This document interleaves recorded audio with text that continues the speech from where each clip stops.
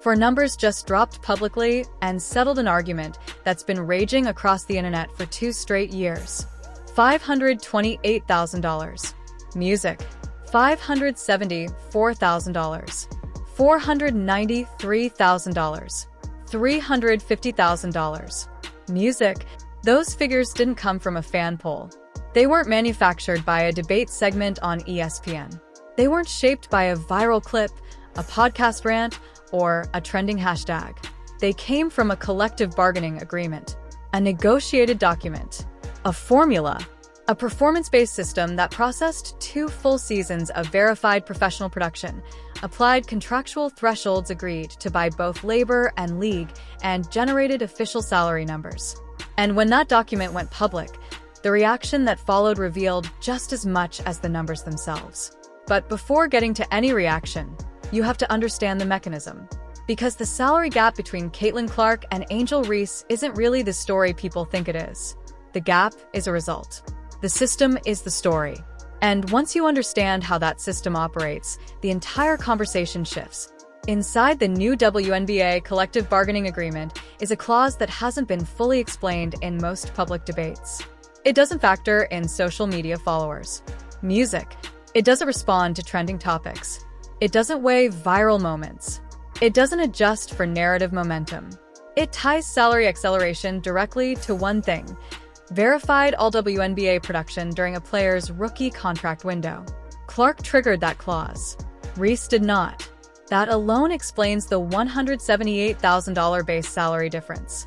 The clause is formally known as the EPIC clause, exceptional performance on initial contract. It was designed as a performance accelerator. For years, critics argued that the previous salary structure didn't sufficiently reward elite early production. Under the older system, a player who earned multiple All-WNBA selections could move through the salary ladder at a pace not dramatically different from a role player who simply maintained roster status. The EPIC clause was meant to correct that imbalance. The threshold is clear. Earn All-WNBA honors within your first 3 professional seasons, and you move on to an accelerated track toward maximum contract eligibility. The language is intentionally output-based. It rewards documented, committee-verified professional performance. Not college reputation. Not draft hype. Not marketing value. Production. Clark earned first-team All-WNBA in her rookie season. Music. That single achievement activated the acceleration immediately. The formula had what it needed.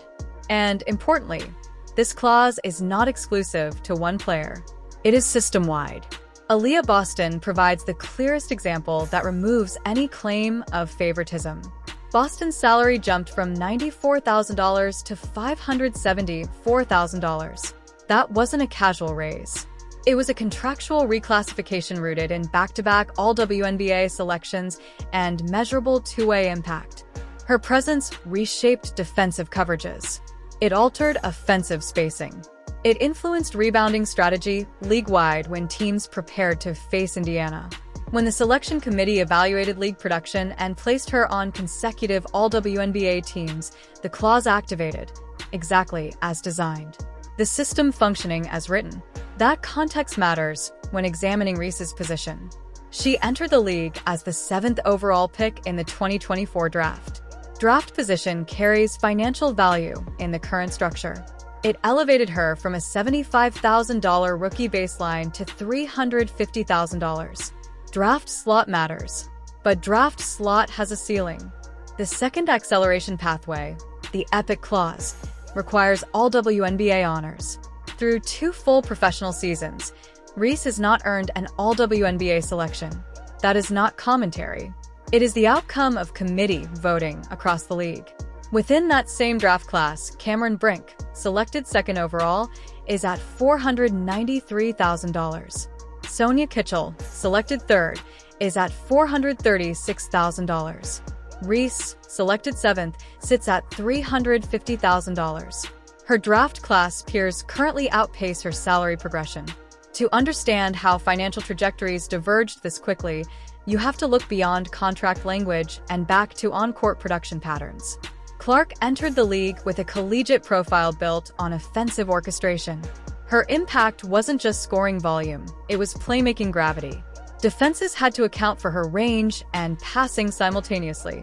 That system-level offensive influence translated quickly at the professional level. She set rookie records in assists and scoring efficiency, earned first-team All-WNBA, secured an All-Star selection, made Team USA. Each milestone was verified and recorded. Each milestone fed directly into the Epic Clause formula. Reese's early professional profile has centered on rebounding. Her board totals drew attention, but deeper analytics complicate the surface numbers. In her second season, she shot 39% from the field. Conversion rates inside 5 feet dipped below 50%. From 5 to 9 feet, efficiency dropped significantly. Her layup percentage, despite high attempt volume, remained comparatively low.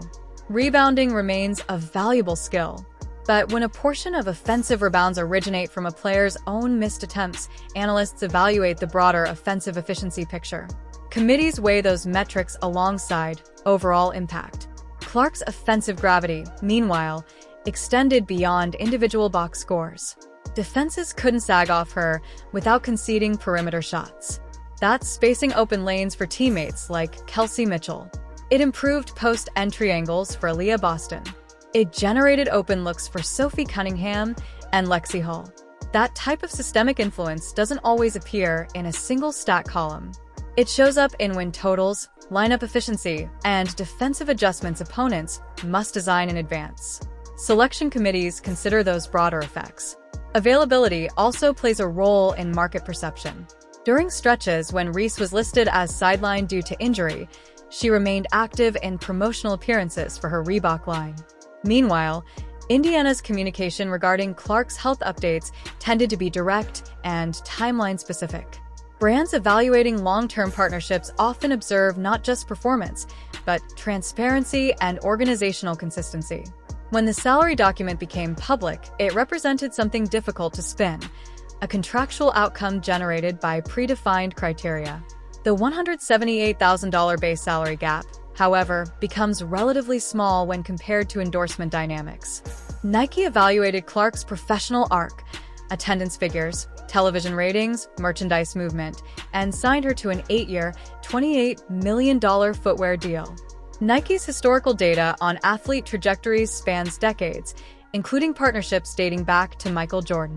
Long-term commitments typically reflect confidence in sustained commercial impact.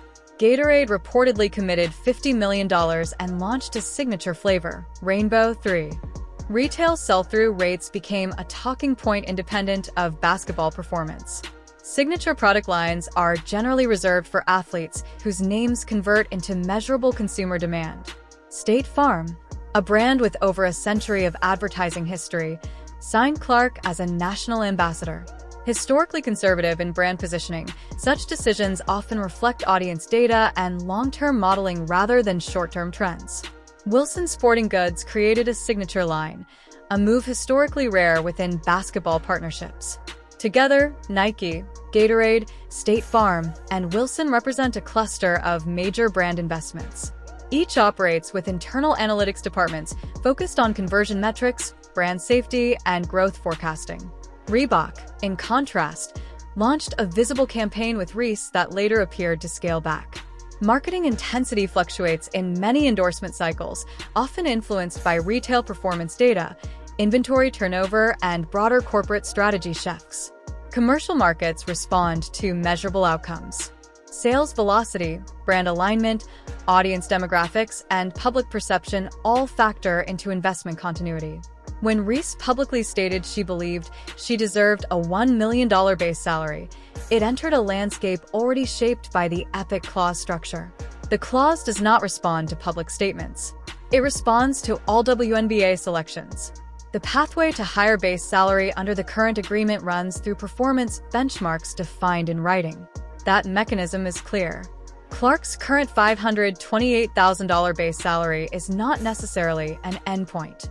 Under the acceleration structure, additional All-WNBA selections would continue advancing eligibility toward higher contract tiers. As league revenue grows and media deals expand, salary ceilings may evolve. But within the current framework, documented production triggers financial movement. The broader lesson extends beyond any two players. The modern WNBA salary structure increasingly connects output to acceleration. Endorsement markets operate on parallel but related data models, evaluating consistency, reach, reliability, and commercial conversion. 5 years ago, a combination of a $500,000 base salary alongside multi-million-dollar endorsement portfolios in women's basketball would have seemed unlikely. Today, those numbers are documented realities. The market does not operate on sentiment alone.